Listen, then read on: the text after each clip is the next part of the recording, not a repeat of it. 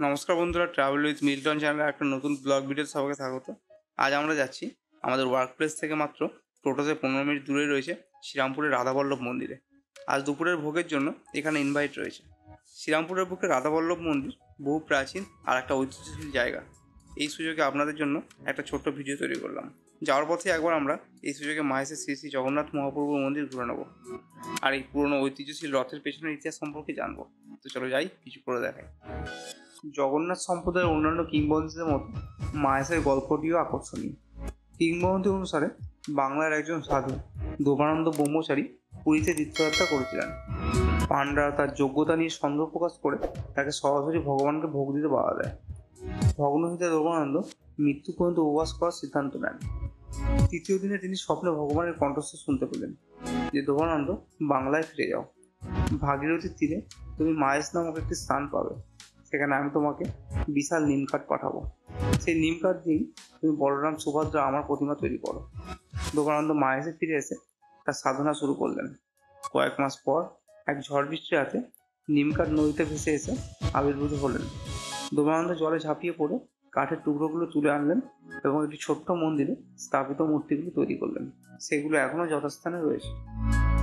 যদিও পুরীর রথযাত্রার কথা সকলেই জানেন, তবু সারা দেশে এমন অনেক অনুষ্ঠান রয়েছে যার ভক্তদের সংখ্যা কিন্তু প্রচুর।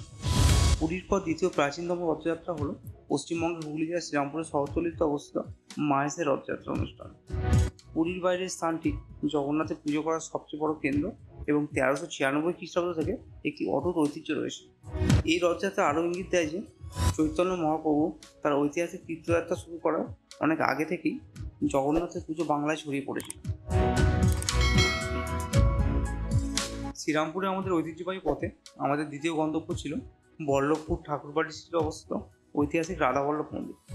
এই মন্দিরটি 1764 সালে উত্তর কলকাতায় পাথুরিয়া ঘাটের স্থিরে ধনী মল্লিক পরিবারের বংশধর ধর্মপ্রাণ বৈষ্ণব নয়নচাঁদ মল্লিক দ্বারা নির্মিত হয়েছিল।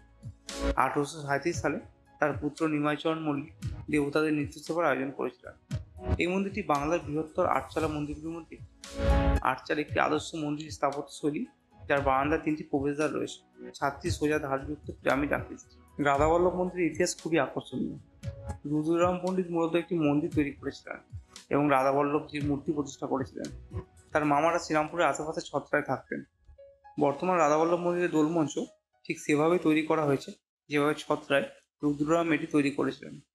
মূল আটচালা দোলমঞ্চ মন্দিরের কাছে জরাজীর্ণ অবস্থায় পরিত্যক্ত অবস্থায় পড়ে আছে। ঘনিষ্ঠভাবে পর্যবেক্ষণ করলে আটচালা ধ্বংসপ্রাপ্ত দেয়ালের গায়ে এখনো সুন্দর নকশার চিত্র দেখা যায়। প্রচলিত বিশ্বাস অনুসারে রুদ্ররাম পণ্ডিতের স্বপ্নে ভগবান কৃষ্ণ আবির্ভূত হন এবং তাকে গৌড়ের সুলতানের প্রাসাদ থেকে একটি নির্দিষ্ট পাথর এনে একটি মূর্তি তৈরি করার নির্দেশ দেন। রুদ্ররাম নির্দেশ অনুসরণ করে প্রাসাদ থেকে পাথর আনতে যান। যখন তিনি তার গন্তব্যে পৌঁছান, তখন ভগবান কৃষ্ণের ঐশ্বরিক রূপ দেখে তিনি অবাক হয়ে যান। কথিত আছে যে তাপে পাথরটি ঘামে ভরে যায় এবং ভগবান রুদ্ররাম স্বপ্নে আবার আবির্ভূত হন এবং তাকে পাথরটি কাছের নদীতে ডুবিয়ে নিয়ে যাওয়ার নির্দেশ দেন। এটি ছিল বৃহৎ কোষ্ঠী পাথর, যা তিনি পরে নদী থেকে উদ্ধার করেন এবং বৃন্দাবনের একজন ভাস্করকে ভগবান কৃষ্ণের মূর্তি খোদাই করার জন্য নিযুক্ত করেন। শিল্পী পাথর থেকে 3টি দেবতা খোদাই করেছিলেন এবং শ্রীরামপুরের রাধাবল্লভজির মূর্তি তাদের মধ্যে।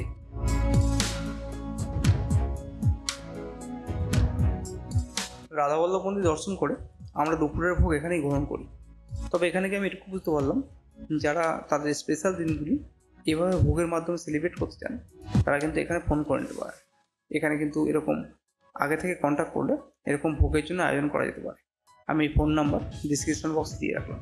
আর সবশেষে আমি ধন্যবাদ জানাবো অর্ণবকে, যে তার জন্য এত সুন্দর একটা আয়োজনে আমরা অংশগ্রহণ করতে পেরেছি।